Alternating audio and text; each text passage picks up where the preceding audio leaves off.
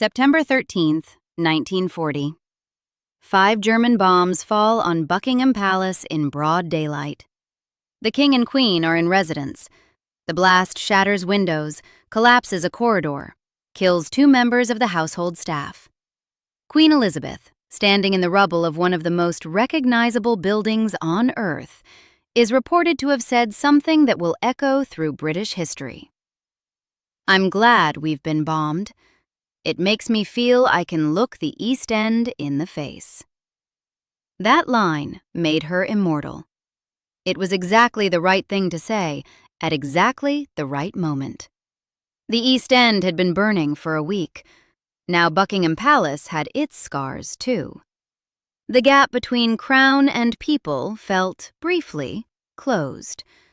The nation adored her for it. That quote spread because it was perfect. No contemporaneous diary entry confirms it, no letter. The Imperial War Museum records it with a hedge. The Queen is reported to have said this, using language that signals reconstruction rather than documentation. Perfect phrases spread because they are perfect. And Elizabeth Angela Marguerite Bowes-Lyon, born August 4th, 1900 into the Scottish aristocracy, understood better than almost anyone alive that the perfect phrase, delivered at the perfect moment, was worth more than the truth of how it came to be. She was the most beloved woman in Britain for most of the 20th century.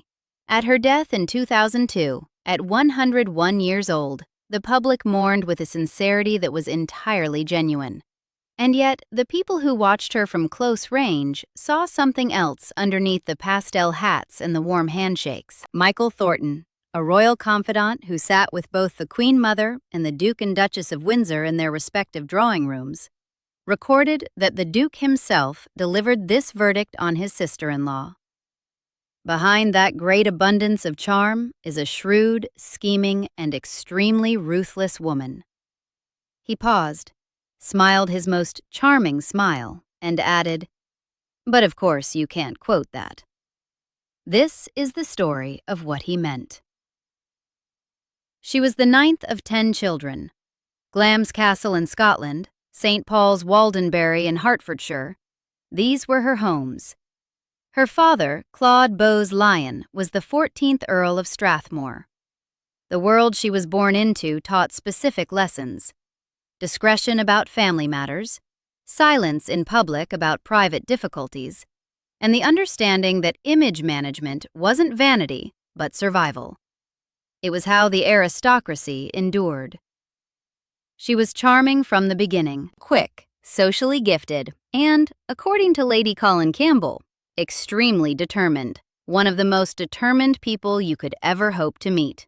At 13, she passed the Oxford local examination with distinction, having already astonished her teachers at school by opening an essay with 2 Greek words from Xenophon's Anabasis. During World War I, Glamis was converted into a convalescent hospital for wounded soldiers. Elizabeth, a teenager, helped nurse them. Young, working-class men she would never otherwise have spoken to, getting them cigarettes, talking to them about their wives and girlfriends, seeing firsthand what the working classes were asked to sacrifice. It was, in retrospect, her most useful education. Prince Albert, the second son of King George V, first proposed in 1921. She turned him down. She wrote that she feared never, never again to be free to think, speak, and act as I feel I really ought to. He proposed at least twice more before she agreed, in January 1923. Some biographers read those refusals as tactical delay. Others take her stated fear at face value. The 2 interpretations aren't mutually exclusive. She was genuinely wary of royal constraints, and she was also, from an early age, someone who didn't act before she was ready. They married at Westminster Abbey on April 26, 1923. If she had misgivings about the institution, she didn't let them show. Not once. Not publicly. Not in 80 years. The image wasn't accidental. She built it piece by piece over decades.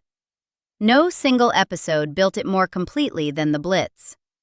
By September 1940, German bombers had been over London for a week. Over the next 9 months, more than 40,000 people would die across Britain. Over 1 million homes would be destroyed. The cabinet pressed the king and queen to evacuate, at minimum to Windsor, ideally to Canada. Churchill reportedly advised them to leave. Elizabeth refused. Her stated position, confirmed across multiple sources: "The children won't go without me. I won't leave the king, and the king will never leave." They stayed. They toured bomb sites. They visited munitions factories, RAF bases, hospitals, the East End near London's docks. Her visits provoked hostility at first. Crowds jeered and threw rubbish because she wore expensive clothes while people around her had lost everything.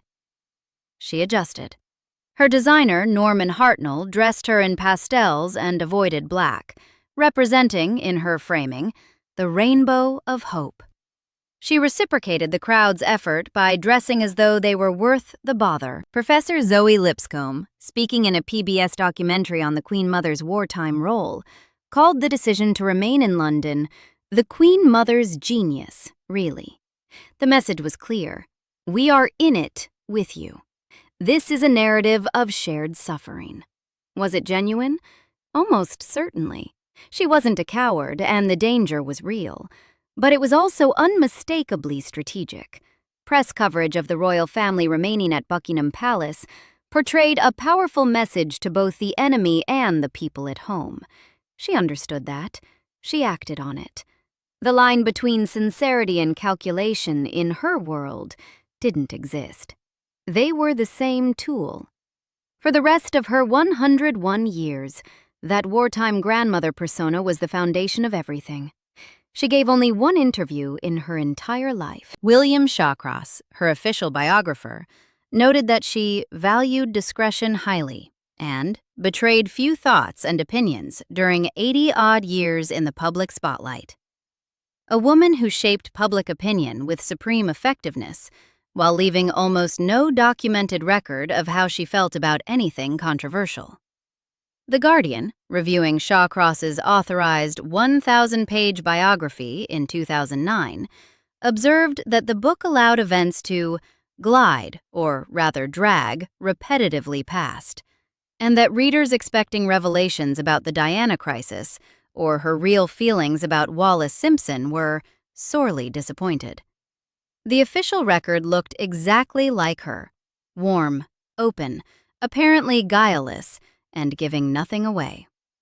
On December 11, 1936, her husband's brother abdicated the throne of England. Elizabeth was ill with influenza during the worst of the crisis.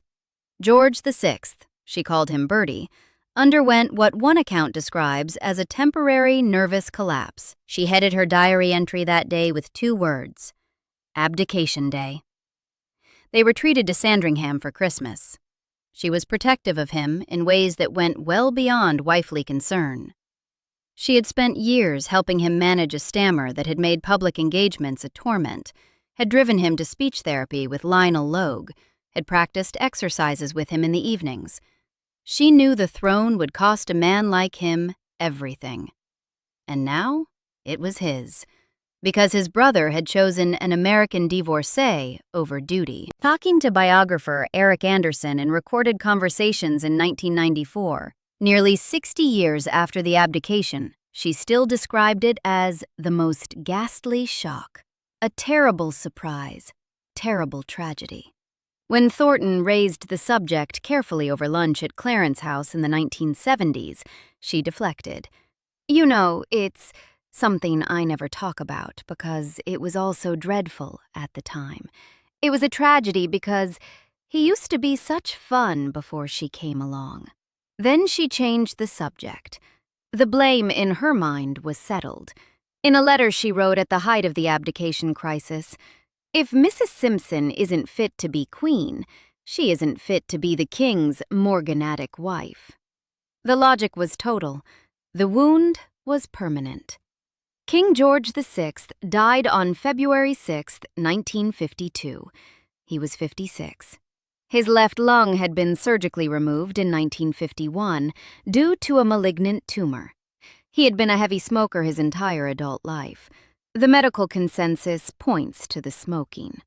She accepted a different explanation. She told Prince Charles, according to his authorized biography, that she could never forgive Edward for his abdication, knowing the strain that burdens of sovereignty would put on her husband. The medical record didn't agree with her. That didn't change what she believed or what she did about it. The Queen's attitude to the Windsors bordered on a vendetta, Ingrid Seward, Wallis Simpson's biographer, stated plainly.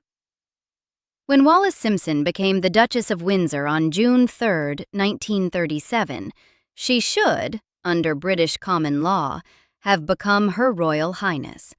The principle was clear. When Lady Elizabeth Bowes-Lyon had married the Duke of York in 1923, the official announcement stated that, in accordance with the settled general rule that a wife takes the status of her husband, Lady Elizabeth Bowes-Lyon, on her marriage, has become Her Royal Highness, the Duchess of York. Wallis received no such announcement. King George VI issued letters patent on May 27, 1937, granting the Duke of Windsor the HRH style and explicitly stating it wouldn't extend to his wife. George VI had faced considerable opposition from both his wife and his mother. They simply wouldn't receive Wallis and demanded that he would find a way to deprive her of becoming an HRH. He consulted the Prime Minister, the Home Secretary, the Lord Chancellor, and the Attorney General. He wrote to Stanley Baldwin telling him exactly what advice he wanted before he solicited it.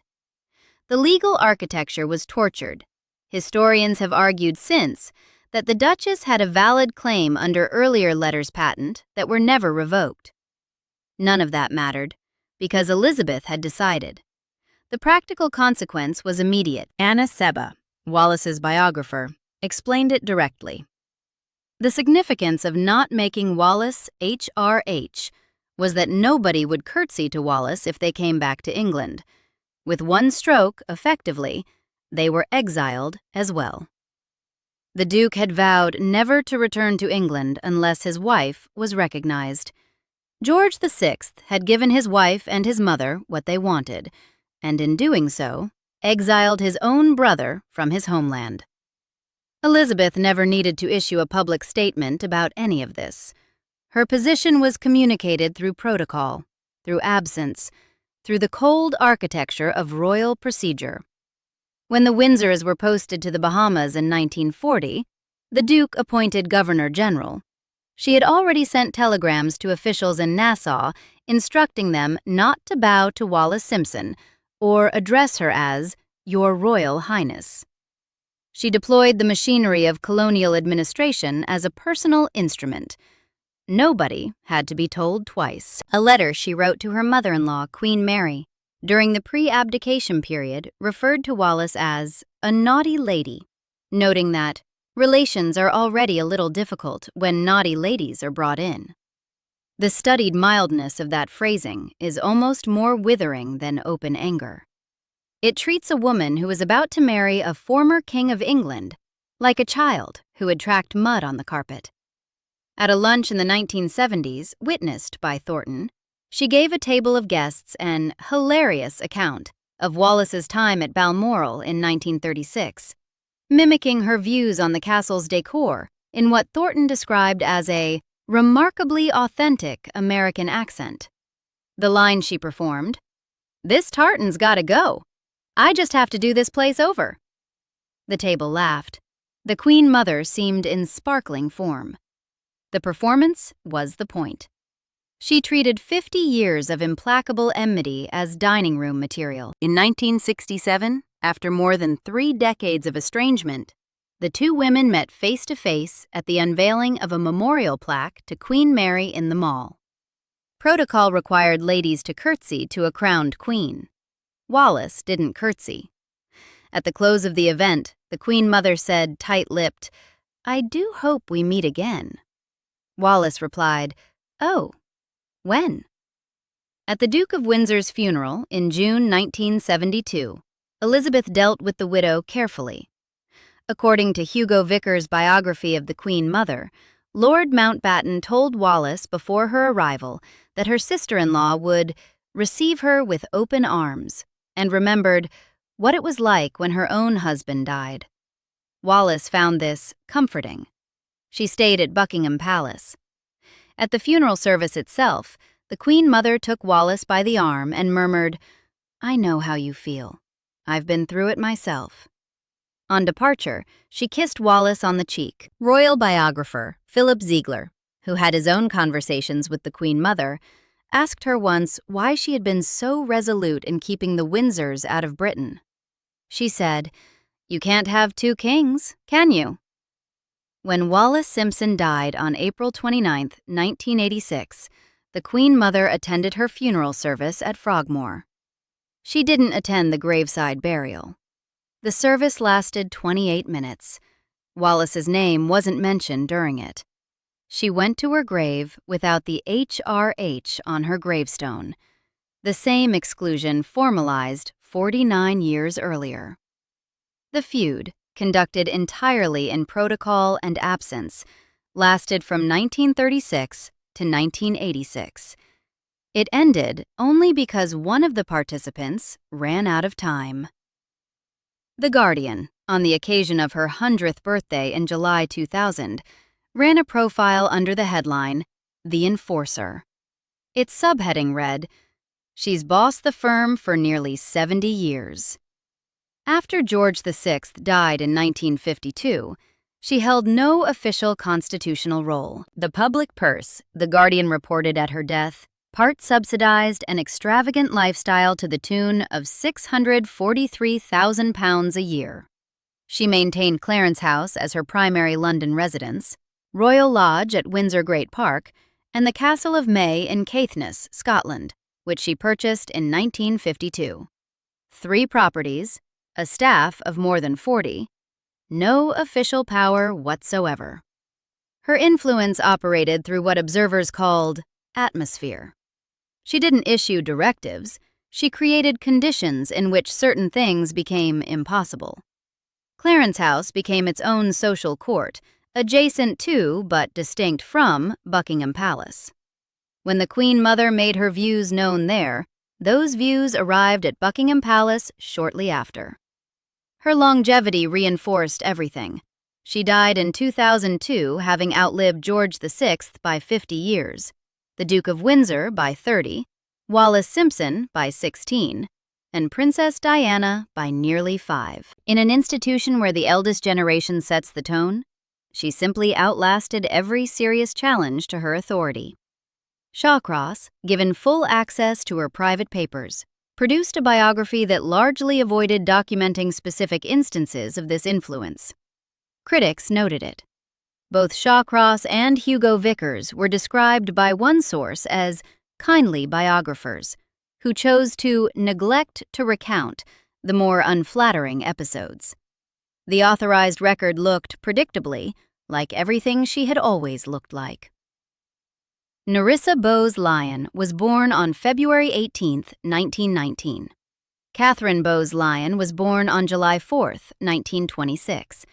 They were the daughters of John Herbert Bowes-Lyon, the Queen Mother's brother, who died of pneumonia in February 1930 at the age of 43, leaving his wife Fenella to raise 4 children alone. Both girls were born with severe developmental disabilities. In the language of the era, both were classified as imbeciles. Neither learned to talk. In June 1941, their mother Fenella made the decision to place them in the Royal Earlswood Hospital for Mental Defectives in Red Hill, Surrey. Nerissa was 22. Catherine was 15. On the same day, 3 of their maternal cousins, also with developmental disabilities, were admitted to the same institution. Institutional care for people with severe learning disabilities was standard practice in 1941. The stigma was enormous. The resources to manage it at home, particularly for a widow with other children, were minimal. What happened next wasn't standard. The 1963 edition of Burke's Peerage, the authoritative register of the British aristocracy, recorded Nerissa as having died in 1940, Catherine as having died in 1961. Both women were alive. Both were residents of Royal Earlswood. When journalists later pressed on the false entries, Lord Clinton, a family relative, claimed in 1987 that his Aunt Fenella had been a very vague person who had probably completed the form incorrectly. The problem with this explanation is that Burke's Peerage recorded specific dates of death for both sisters, not a vague deceased, precise years. Someone provided those dates. Throughout their decades at Royal Earlswood, according to the Channel 4 documentary The Queen's Hidden Cousins, broadcast in November 2011, there is no known record that either woman was ever visited by any member of the Bowes-Lyon or royal families. Nurses interviewed for the documentary said that, to their knowledge, the family never sent birthday or Christmas gifts or cards. Nerissa Bowes-Lyon died on January 22, 1986. She was 66 years old. Only hospital staff attended her funeral. She was buried at Redstone Cemetery in Red Hills, Surrey, in a pauper's grave. Her grave was marked with a plastic tag bearing a serial number. She was the niece of one of the most famous women in the world, first cousin to the Queen of England. Her existence had been erased from the family record 23 years earlier, and she was buried without a name on her grave and without family in attendance. In 1987, the year after Nerissa's death, The Sun broke the story. A photographer posed as a relative to gain access to Catherine at Royal Earlswood, proving she was alive. Buckingham Palace's response was immediate and final. "We have no comment about it at all. It's a matter for the Bowes-Lyon family." There is one detail that makes this harder, not easier, to dismiss. In 1982, 5 years before the press discovered the story, the Queen Mother learned that her nieces were alive. She had apparently operated on the assumption they were dead. After this discovery, she arranged for money to be sent to the hospital, for toys, for sweets, for birthday and Christmas presents. She didn't visit them. She didn't publicly correct the false death records in Burke's Peerage. She didn't make any statement about what the 1963 entries had said. She sent sweets and said nothing. One more fact sits alongside all of this. In 1986, the year Nerissa died in a pauper's grave, the Queen Mother became a patron of MenCap, the UK's leading learning disability charity. Catherine Bowes-Lyon survived her sister by 28 years. She died on February 23, 2014, at 87. She received a private family funeral, a marked contrast to her sister's burial in 1986. That contrast is itself a document.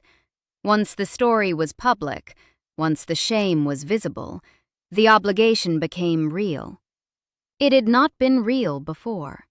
The decision to institutionalize the girls in 1941 belongs to Fenella, their mother, according to the historical record. The false death entries in Burke's Peerage belong to whoever provided those specific dates. What belongs to the Queen Mother, documented and verifiable, is this. She knew from 1982 that her nieces were alive, and she lived another 20 years without correcting the record. She became patron of a learning disability charity in the year her institutionalized niece died without family present. And when the story finally broke, the palace called it a matter for someone else's family. The wartime grandmother who stood in the rubble of the East End and felt the suffering of ordinary people. These things coexisted without apparent tension, at least in her own mind. Her financial arrangements were careful. In 1994, at 94 years old, she placed approximately £19 million, 2/3 of her cash assets into a trust fund for her great-grandchildren. To avoid the 40% inheritance tax threshold, the trust needed to survive 7 years. She cleared it in 2001. She died in 2002. Her estate, largely in paintings, china, and jewelry, was estimated by The Guardian at close to £70 million. Among her possessions, a Monet purchased in 1945 for £2,000, by 2002 worth up to $15 million at auction, a diamond necklace that had belonged to Marie Antoinette, a diamond tiara, a sapphire brooch she had given Princess Diana on her wedding day. She maintained a staff of more than 40. Racing commentaries were piped directly to Clarence House so she could follow her horses. The Prince of Wales reportedly contributed £80,000 a year to supplement the wages of some of her retainers. The Castle of May in Caithness, the one property she actually owned, cost at least £500,000 a year to maintain. In 1996, she placed it in a charitable trust and subsequently paid only rent for her annual stay each August. She reportedly told a fellow dinner party guest, "Golly, I could do with £100,000, couldn't you? Had such an awful afternoon with my bank manager scolding me about my overdraft." The woman who said this had, during the Blitz, stood in bomb-damaged streets in careful pastels and made the people of the East End feel she understood their suffering. Those visits were genuine. Her courage during the war isn't in serious dispute. But the gap between that image and the reality of a woman with a Monet in her drawing room and racing commentary piped to her residence is, at minimum, a gap she chose never to acknowledge. The public never demanded she did. That was the genius of the whole arrangement. She had made herself too beloved for the question to be asked at full volume. Princess Diana was born on the Sandringham estate in 1961. The Queen Mother had known the Spencer family for decades. Diana's initial entry into the family appeared to fit the expected pattern. Well-born, English, demure in public, appropriate in every visible way. What the Queen Mother couldn't have anticipated was that Diana was emotionally porous in a way the institution had never encountered. She touched people literally and figuratively. She wept in public. She spoke openly about her own suffering. She sat on hospital floors with AIDS patients and held their hands. Andrew Morton's biography, Diana, Her True Story, records that Diana specifically altered her manuscript to insert the Queen Mother's name in one passage, an indication that Diana herself wanted the record to reflect something about that relationship that the official version obscured. The Queen Mother's model of royal engagement was controlled warmth, managed, precise, warm enough to be loved, distant enough to remain safe. Diana's model involved no such control. The academic literature on this period consistently identifies the tension between them, describing the Queen Mother as viewing Diana's emotional public style as a serious structural threat to the monarchy's traditional image. The cruelest irony in this story is that the formula Elizabeth Bowes-Lyon had spent her life perfecting, warmth as strategy, emotion as performance, was ultimately outflanked by someone who didn't perform at all. Diana didn't need to engineer a moment equivalent to the East End. She walked into a room and people wept without being given a reason to. Charles and Diana separated in 1992 and divorced in 1996.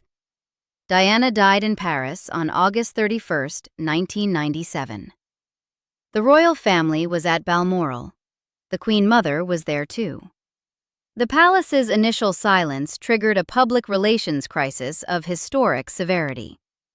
What specific counsel passed between the two women at Balmoral in those early days isn't documented in available records, but the image of the Queen Mother, the woman who had built the monarchy's image on the principle of showing up, of visible solidarity, of being seen among the people in moments of shared suffering, Spending those days in a private castle while the nation demanded visible grief is its own commentary on the limits of a strategy that had always depended on controlling when and how the warmth was displayed. She died on March 30th, 2002, at Royal Lodge, Windsor. Princess Margaret had died 7 weeks earlier. The public mourning was vast and sincere. The official biography appeared in 2009. William Shawcross, authorized by the royal family, given access to private papers, produced 1,000 pages that told the audience almost nothing they hadn't already known.